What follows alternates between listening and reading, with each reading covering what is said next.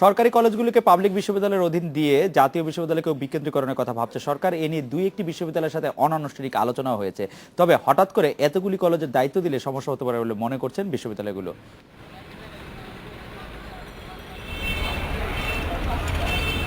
Session জট, দুর্নীতি সহ নানা অনিয়ম রোধে জাতীয় বিশ্ববিদ্যালয়কে বিকেন্দ্রীকরণের কথা ভাবছে সরকার। এক্ষেত্রে জাতীয় বিশ্ববিদ্যালয়ের কার্যক্রম আঞ্চলিক অফিসগুলোর মাধ্যমে পরিচালনা অথবা সরকারি কলেজগুলোকে পাবলিক বিশ্ববিদ্যালয়ের অধীনে দেওয়ার কথা ভাবা হচ্ছে। লোকালাইজ ইউনিভার্সিটি আছে, আমাদের ঢাকায় আছে, রাজশাহীতে আছে, এরকম 35টা পাবলিক ইউনিভার্সিটি আছে। তার আওতায় আমরা কিছু কলেজ নিয়ে নিব এবং সেগুলো খুব স্বাভাবিকভাবেই সরকারি কলেজগুলো হয়তো আমরা নিলাম আপাতত, বা বাছাই করে ভালো কলেজগুলো নিলাম। সরকারি কলেজগুলোকে পাবলিক বিশ্ববিদ্যালয়গুলোর অধীনে দেওয়ার ব্যাপারে শিক্ষামন্ত্রীর সাথে অনানুষ্ঠানিক আলোচনা হয়েছে বলে জানিয়েছেন ঢাকা বিশ্ববিদ্যালয়ের উপাচার্য। জাতীয় বিশ্ববিদ্যালয়ের অধীনে যেভাবে শিক্ষা ব্যবস্থা এখন পরিচালিত হচ্ছে সেটি উচ্চশিক্ষার জন্য খুব উপযোগী বলে আমার কাছে মনে হয় না। তো সেই জায়গায় যদি সরকার এই ধরনের একটা সিদ্ধান্ত নেন, আমার মনে হয় যে উচ্চশিক্ষা, বিশেষ করে কলেজ পর্যায়ে যে উচ্চশিক্ষার ব্যবস্থা আমরা করেছি সেটি আরেকটু স্ট্রিমলাইনড হবে। তবে সবকিছুর আগে জাতীয় বিশ্ববিদ্যালয়ের সমস্যাগুলো চিহ্নিত করে আইনের সংস্কার প্রয়োজন মনে করছে রাজশাহী বিশ্ববিদ্যালয়।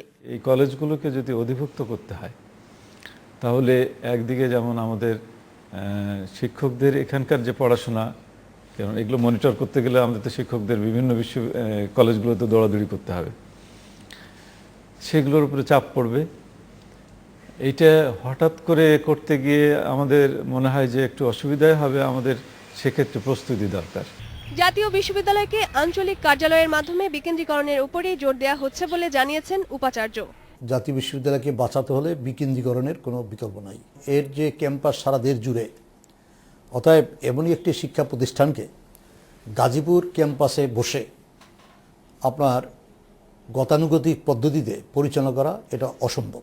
এই কথাটাই আমি জোরে সোরে বলার চেষ্টা করছি। Rokeya Lita, independent news, Dhaka. এই ব্যাপারে কথা বলতে সরাসরি যুক্ত হচ্ছেন বিশ্ববিদ্যালয় মঞ্জুরি কমিশনের সাবেক চেয়ারম্যান অধ্যাপক নজরুল ইসলাম। স্যার, আপনার কাছে প্রথমেই জানতে চাইবো যে আপনি শুনলেন অধ্যাপক হারুনুর রশিদ বললেন যে জাতীয় বিশ্ববিদ্যালয়ের উপাচার্য অধ্যাপক হারুনুর রশিদ তিনি বললেন যে জাতীয় বিশ্ববিদ্যালয়কে বাঁচাতে হলে বিকেন্দ্রীকরণের কোনো বিকল্প নেই। আপনি এই বক্তব্যের সাথে একমত কিনা, এবং বিকেন্দ্রীকরণের যে ভাবনাটা সরকার ভাবছে, শিক্ষামন্ত্রী জনাব নাহিদের কথা যেটি বোঝা গেল যে তিনি চাচ্ছেন যে কিছু ভালো কলেজ বা কিছু বাছাই করা কলেজকে রেসপেক্টিভ বিশ্ববিদ্যালয়ের অধীনে দিয়ে দেয়, এই ব্যাপারে আপনার আসলে পর্যবেক্ষণ কি অধ্যাপক নজরুল ইসলাম?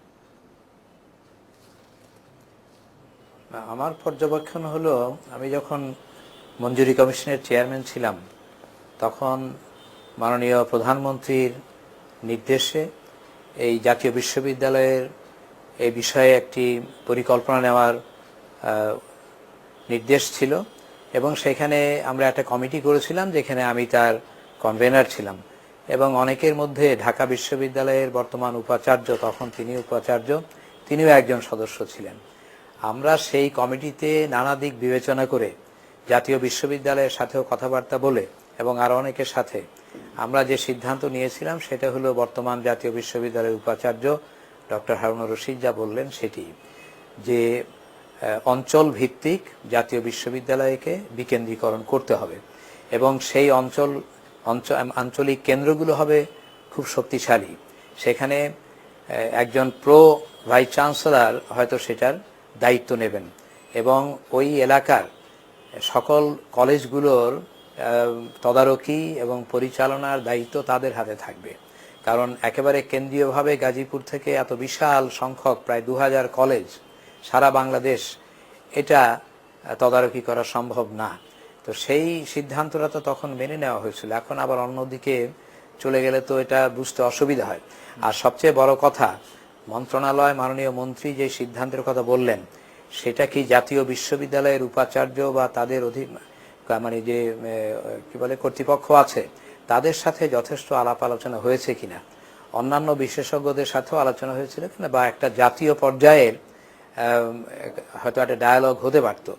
বিশেষ করে জাতীয় বিশ্ববিদ্যালয়ের উপাচার্যের সাথে বা তার সহকর্মীদের সাথে আলোচনাটা অত্যন্ত জরুরি। আরেকটি জিনিস হলো যে বর্তমানে যিনি উপাচার্য আছেন তার বোধহয় মেয়াদ 1.5 বছর হয়েছে। এই 1.5 বছরের মধ্যে তিনি কতদূর কার্যকলাপ বা তার অগ্রগতি দেখাতে পারলেন জাতীয় বিশ্ববিদ্যালয়কে একটা সিস্টেমের মধ্যে আনতে কতটা সক্ষম হয়েছেন, মনে হয় অনেকটা হয়েছেন, তাহলে সেগুলো দেখতে হবে। এখন যদি একটা নতুন সিস্টেম আমরা করতে যাই, পদ্ধতি, সেটা অনেক চিন্তা ভাবনা করে করতে হবে। প্রথমে আমরা সবাই জানি যে জাতীয় বিশ্ববিদ্যালয়ের কনসেপ্ট প্রথমে যখন নেওয়া হয়েছিল এটাই ভুল ছিল।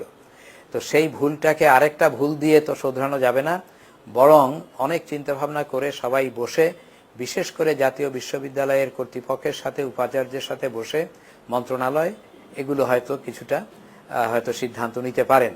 স্যার, আমার মনে হয় জাতীয় আরো বিশ্ব- বৃহত্তর পরিসরে এই সমস্যা নিয়ে আলোচনা হওয়া উচিত। স্যার, জাতীয় বিশ্ববিদ্যালয়ের কনসেপ্ট যেটিকে আপনি ভুল বলছেন স্যার, সেটি কখন আসলে এটি নেওয়া হয়েছিল, বা তখন কনসেপ্ট আসলে কি ছিল, মানে কি অর্জন করতে চেয়েছিলাম আমরা জাতীয় বিশ্ববিদ্যালয়ের মাধ্যমে?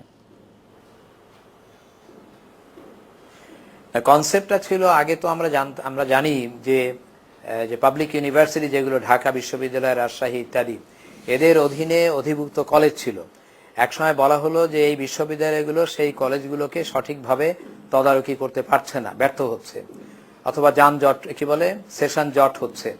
সেই একটা প্রশ্ন থেকে একটি নতুন ধারণা, জাতীয় বিশ্ববিদ্যালয়, যেটা কোনো দেশে নেই এই ধরনের একটা কি বলে অ্যাফিলিয়েটিং ইউনিভার্সিটি একেবারে সারা দেশের জন্য, তো সেইটা করা হলো এবং একজন উপাচার্য হলেন ইত্যাদি। সেইটা তো আমরা পর্যায়ক্রমে দেখলাম, বহু বছরের অভিজ্ঞতায় সেটা কার্যকর ততটা হয় নাই। এখন আমরা আবার নতুন করে ভাবছি, বর্তমানে যেই সিস্টেমটি আছে সেইটার তো সংস্কারের, ওইটা রেখেই তাকে সংস্কার করা কতদূর যায়, সেই সংস্কারের একটা উপায় হলো বিকেন্দ্রীকরণ, আঞ্চলিকভাবে পরিচালনার দায়িত্ব দেওয়া। এখন হয়তো 6টি কেন্দ্র হবে, কারণ শুধুমাত্র সরকারি কলেজগুলোকে, এই যে আঞ্চলিক বিশ্ববিদ্যালয় যেগুলো আছে, পাবলিক ইউনিভার্সিটি, একটু আগে রাজশাহী বিশ্ববিদ্যালয়ের ভাইস চ্যান্সেলর বোধহয় বললেন, আমি মনে হয় সঠিক বলেছেন, তাদের উপরে অতিরিক্ত দায়িত্ব পড়ে যাবে। তারা নিজেদের বিশ্ববিদ্যালয় চালাতেই হিমশিম খাচ্ছেন, আবার 50টা 100টা বা 10টা 20টা যাই হোক অতিরিক্ত কলেজের দায়িত্ব তারা কিভাবে নেবেন, এই ধারণাটা বোধহয় সঠিক নয়। বরং জাতীয় বিশ্ববিদ্যালয়কেই আরেকটু সংস্কার করে ওই আঞ্চলিক বিশ্ববিদ্যালয় বা কেন্দ্র, উপকেন্দ্র, এইগুলা করে করতে হবে এবং সেটা যথেষ্ট শক্তিশালী করতে হবে। কিন্তু যাই করি, আমরা যেই কমিশনের রিপোর্টটা দিয়েছিলাম কমিটির, সেই রিপোর্টটা নিয়ে আমার মনে হয় শিক্ষা মন্ত্রণালয়ে আবার বসতে পারেন, জাতীয় বিশ্ববিদ্যালয়ের উপাচার্য, অন্যান্য উপাচার্যদেরকে নিয়েও।